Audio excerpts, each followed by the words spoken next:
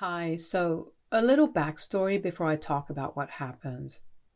I, 22, female, have been living with my dad, 53, male, for 6 years, ever since my mother, 48, female, ran away with her deadbeat boyfriend. That happened 6 years back, and since then it's just been us. It wasn't as though my parents had an unhappy marriage or anything. It just happened out of the blue, and one fine day she was just gone. She left my dad an email, and within a year, they were divorced. She didn't get any alimony, though, because she'd been cheating for almost a year, and I guess that's the only thing she'd really been upset about. Otherwise, from what I heard, she was doing just fine. I have a couple of friends whose moms are friends with my mother, and they stayed in touch even after she eloped. So that's how I'd get to know what she was up to. My dad tried his best to protect me from all of it and would maintain that my mom wasn't a bad person, but she was just confused and had made some bad decisions. Even though she'd abandoned us and run away, my dad didn't want to speak ill of her, and till date, he doesn't. After everything she's put our family through, he still gave her a chance to redeem herself. But she's just a snake. My dad got full custody of me mostly because she didn't want custody of me at all, which wasn't surprising at all because my dad and I always had a better relationship as compared to my mother. After the divorce, we didn't see much of her as she'd moved to the suburbs with her boyfriend to stay with his family, but I'm assuming they got kicked out after a while since they were both good for nothing. My mother had never worked a day in her life, and her boyfriend was a college dropout. For 6 years, we didn't hear from her, and then last week she turned up at our door out of the blue with all her stuff and started asking my dad for forgiveness. She told us that her boyfriend, that guy she'd run away with, had been having an affair with another woman for the past 3 months, and she just found out about it. They'd fought and he'd kicked her out, so after spending 2 days in a hotel, she came straight to the only man she knew would always have a soft spot for her, my dad. I wasn't impressed because I actually physically cannot stand looking at my mother after what she did to my dad. He was a shell of a man for a long, long time after she left, and it was me who helped him come back to life. He would go to work, and everything he'd do, everything he used to do in his daily life before she left, but he'd hardly ever smile or laugh. I knew he was suffering, was clearly depressed for years after she left, but with time and a lot of therapy, he's finally getting better, consistently for the last couple of years. My mother had broken my father in a way that nobody deserves to be broken, so I think it's quite reasonable for me to hate her guts. I didn't want her in the house and even told my dad right in front of her that I didn't think we should be helping her out. But my dad told me that he couldn't turn her away, especially since it was really late at night when she'd shown up. And she looked the part too, an image of helplessness with runny mascara and hair that hadn't been washed for days. She'd clearly done her homework well and knew exactly how to get my dad to feel pity for her. My poor, soft-hearted dad didn't think twice before lending a helping hand to her and told her that she could live with us for as long as she needed to until she sorted out her separation from her boyfriend. I wasn't happy about it, but my dad persuaded me to let her stay with us that night. I didn't speak to her for the next 2 days, but I did try to find out about where she'd been and what she'd been up to for the past few years. Unfortunately, all my friends whose moms had been friends with my mom back in school couldn't help me because apparently that's really the last time they heard from her as well. For 6 years, she'd kept herself away from all that was going on in her past friend circle. My mother's family wouldn't talk to me, even if I tried to, so that was a dead end too. The only thing I could do was go through her phone or laptop because I could just feel that there was something wrong with her coming back out of the blue. I'd just been considering it and hadn't actually done anything, but then around the 3rd day of her stay, my dad sat me down and told me that he was considering getting back with her and giving their relationship a second chance. She wasn't at home and was out getting the groceries, so I had the liberty to completely freak out when he told me that. I was against it and didn't like the sound of it at all. So he tried to pacify me by saying that he wasn't getting married to her, but they just tried to live like a married couple like they used to. Even that wasn't okay with me because I knew that my mother couldn't be trusted. She hadn't done anything so far, but I had a bad feeling about her return and I insisted that she was definitely here with ulterior motives. My dad got upset when I said that and told me that he'd talk to me about this when I was willing to have a discussion instead of just screaming at him. And I agree. I must have been a little too overbearing with how I reacted. But that conversation convinced me that I needed to go through her phone and make sure that she didn't have any agenda to be there, which I felt like she did. I couldn't do it out in the open because I didn't want my dad to get offended. So I had to sneak into her room at night. I had to plan everything meticulously so that this didn't go wrong. And because I knew she wasn't stupid enough to not have password-protected devices, I invited a friend of mine for a sleepover. She's an ethical hacker and a childhood buddy, so that didn't raise any suspicions. And I'm really lucky that she even agreed to all of this. Thankfully, my mom's a heavy sleeper, so she didn't wake up when I did, and I'd also given her some melatonin gummies to be on the safe side, so she'd sleep through it all, and that's what happened. I just wanted to take her phone and her laptop, but when I was going through her backpack, I realized that she had a hidden pocket, and it had another phone inside. So I took that phone as well, and then handed it over to my friend to deal with. By 2 a.m, we'd managed to find out that she was very much in touch with her alleged ex-boyfriend, whom she'd run away with, and together they were planning on scamming my dad out of a crap ton of money. My dad's a heart surgeon, and my mom's boyfriend worked at the bowling alley at the time they abandoned us, so we could do the math. They were really playing the long game here because my mother and her boyfriend had discussed in detail how they were going to make sure that they get back together, and my dad is fully convinced that she's helpless and has nobody to turn to. Everyone knows what a solid guy my dad is, and so of course he's going to step up and take her in. Then she'd build a relationship with him, get married and use his money to fund their lifestyle. Her plan was to get my dad to transfer certain amounts of money to her throughout the year to fund her non-existent business, and she knew he'd do it because my dad's a huge advocate for women being financially independent, and had even asked if my mother wanted to work back then, that they'd first got married, but she'd preferred being a stay-at-home mom. Then as soon as my mother had taken enough money from him, they'd take off. It was a meticulously planned con job that they were going to go through with and dupe my dad into paying for my mother and her boyfriend so they could leave these places behind. The one thing they hadn't accounted for was me still being a very active part of my dad's life, since they'd assumed that I would move out after college. I did have plans to do that. But after my mom ran away, I decided to stay back with my dad to look after him and be there for him. He wasn't physically sick, but I knew what he'd been through and I couldn't just leave him. My mother had even had a conversation with her boyfriend about how I had been there and almost ruined her plans with my interference, which is why they decided that they needed to win me over too if they wanted to make this work.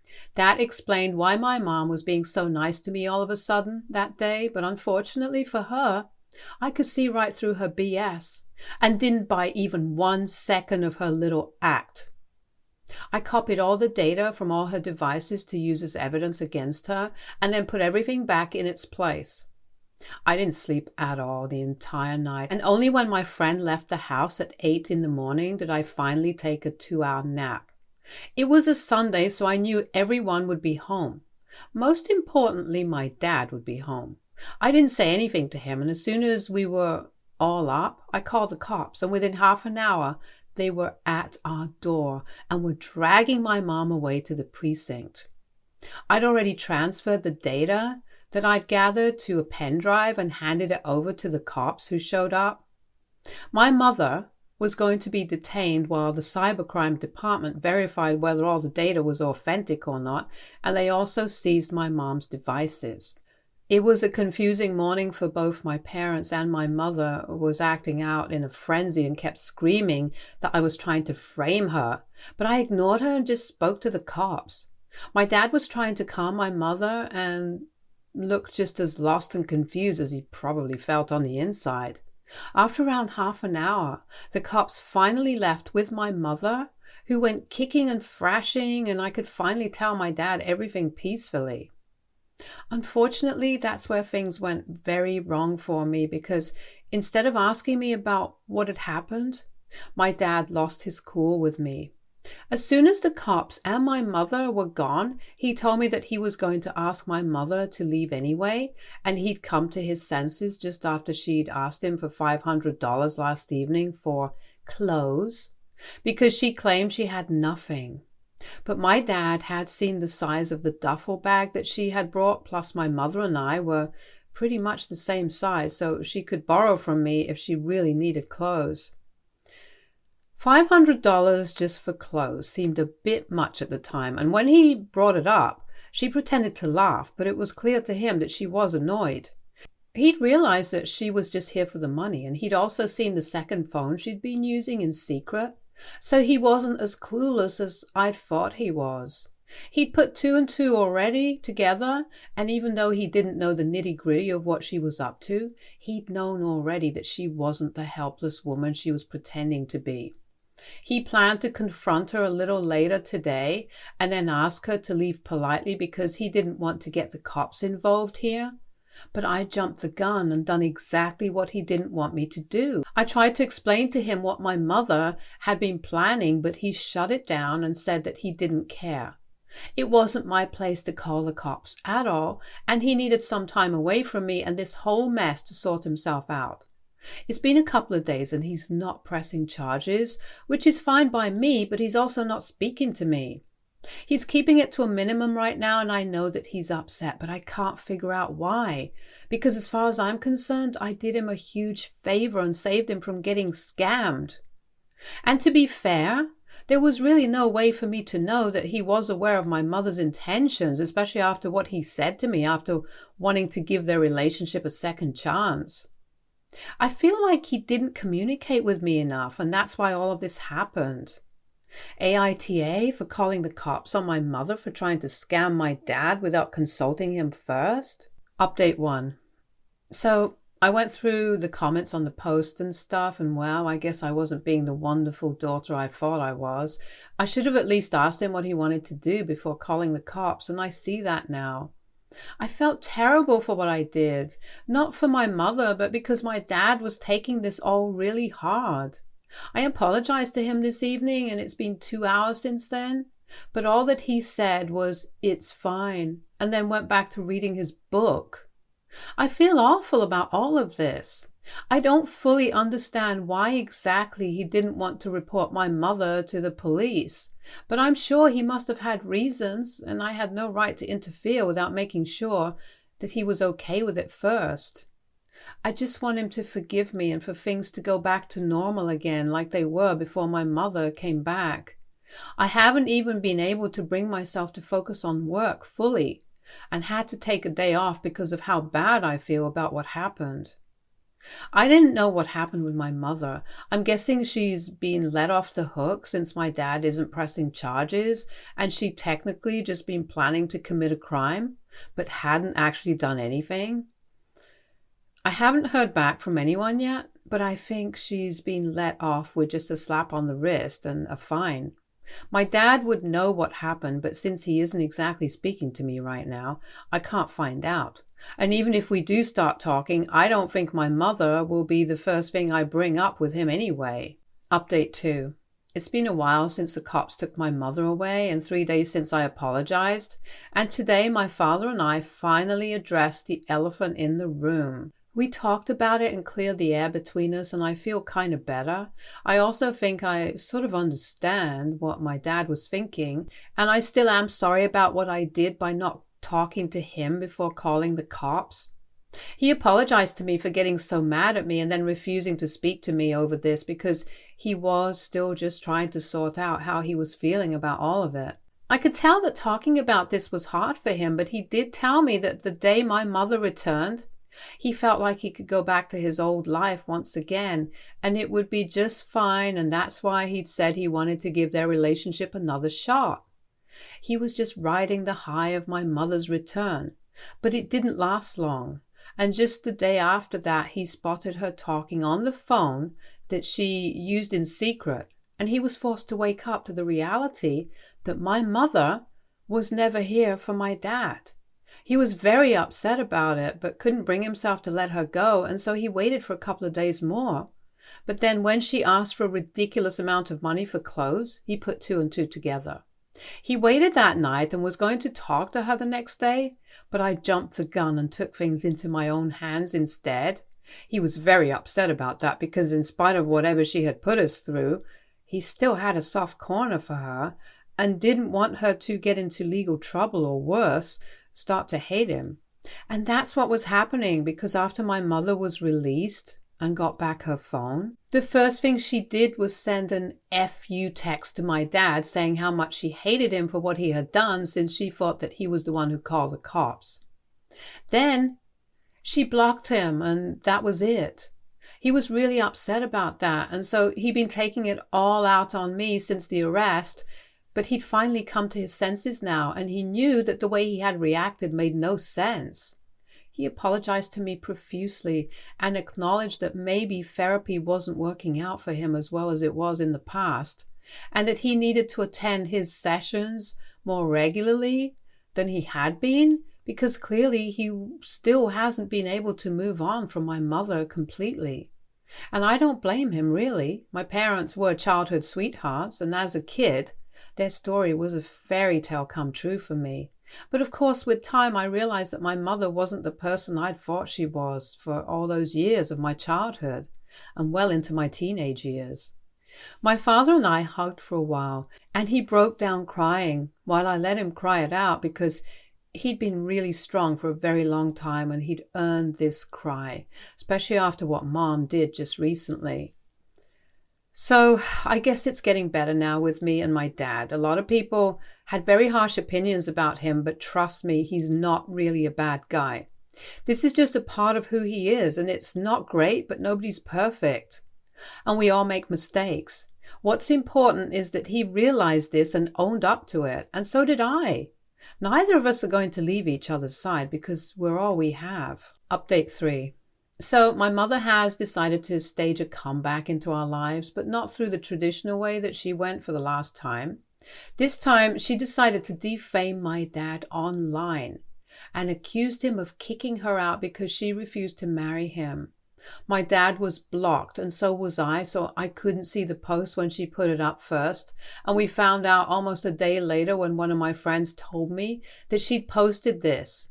She sent me the post as well, and it was just ridiculous how hard she was trying to play the victim here and was spewing lies so openly about my father. I had half a mind to not tell him about any of this so he wouldn't feel like crap and take matters into my own hands once more, but I didn't because of what had happened the last time.